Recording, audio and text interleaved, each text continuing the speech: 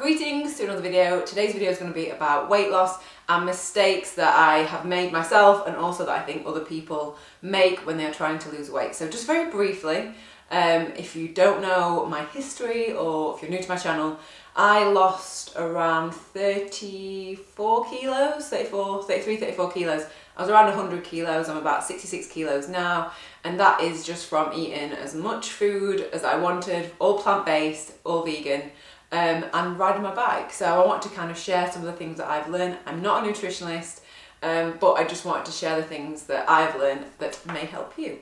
And the reason that I'm wearing this jersey is because you'll see this photograph here, like a before and after of like my weight loss. Someone actually mentioned, oh, it'd be really good to see you in that jersey because it's okay to say that you've lost X amount of weight, X amount of kilos, but to actually see it on a top that I've been in where I was literally like busting out of it. It was so tight on me. And at that point I had already lost weight. So yeah, this is what it looks like now.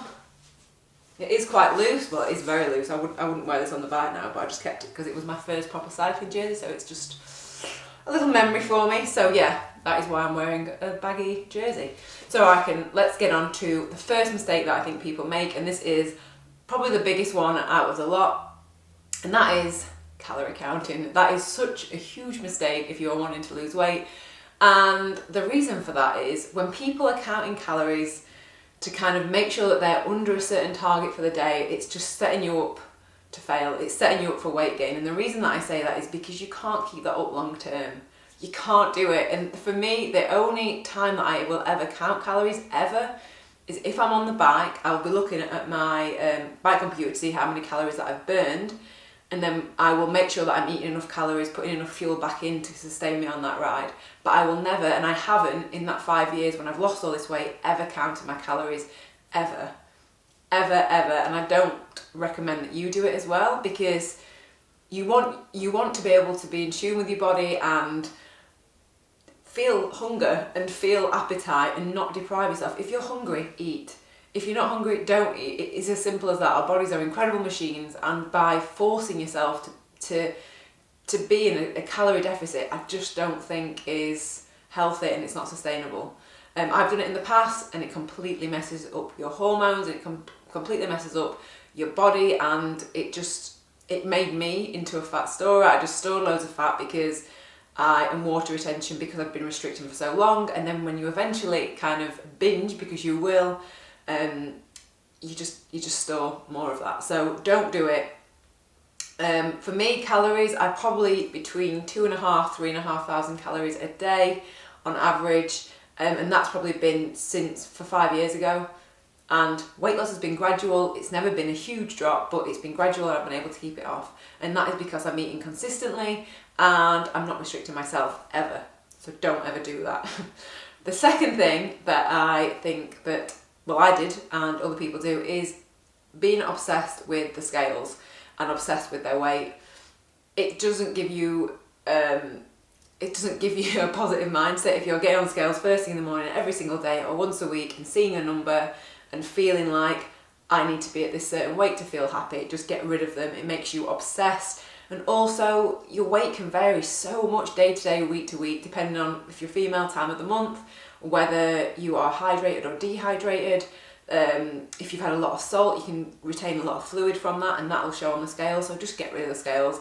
They're pointless. I don't have scales. The only time that I will weigh myself is probably once a month or so at a friend's, just so that my Zwift, it sounds so daft, but my Zwift weight is right and accurate for when I'm racing on Zwift. So yeah, that's the only time I weigh myself. Third thing is, this is a bad one, cutting carbohydrates.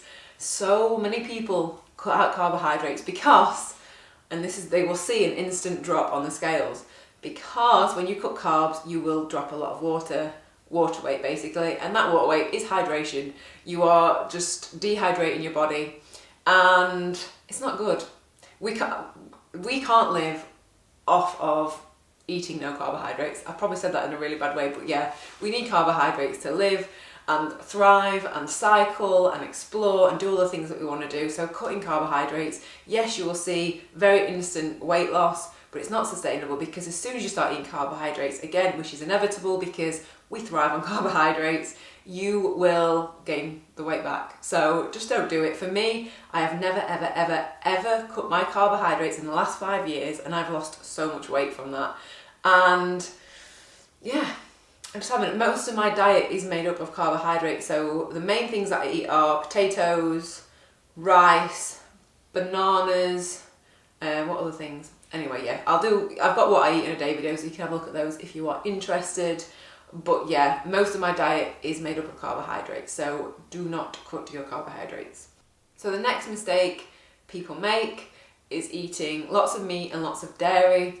Yeah, there are so many studies out there now, I'll link a few below, that just show that vegetarians and vegans on average have a lower BMI than meat eaters. So, I mean, yeah, you can't say anything wrong about eating just a diet full of fresh fruits, veggies, grains, and potatoes. Like, it's just such a healthy diet, and yeah, the satiation from it as well, I think, is amazing. And yeah, like I say, there's so much already out there, information about meat and dairy increasing weight because of the hormones and stuff that are in that kind of, I want to say food, to me I don't see it as food, but yeah, in meat and dairy. So yeah, I'm not saying that you have to cut it out completely, but even just lowering your meat intake and lowering your dairy intake is going to be better and going to help you lose weight. So the next mistake that I have made, and I know that other people will have, is all their training is intense, and no. I think it's really good and important to do maybe once every couple of weeks, doing a really hard effort, or just incorporating little hard efforts into odd rides. But if that's all you're constantly doing, you will just burn out. So for me, what I found when I dropped most of the weight initially, it was just me commuting to and from work.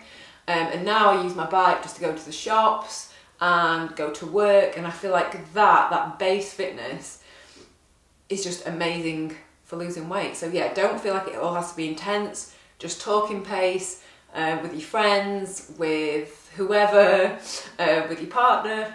So yeah, just enjoy the exercise, or enjoy it, learn to enjoy it. And that kind of leads me on to my last mistake that I think people make, is that they make it so serious, and they think weight loss is this big serious thing, and it doesn't need to be. It really doesn't need to be. You can literally make your exercise your social group. My friends are all generally cyclists, and we go on holidays together with our bikes, and it's just fun.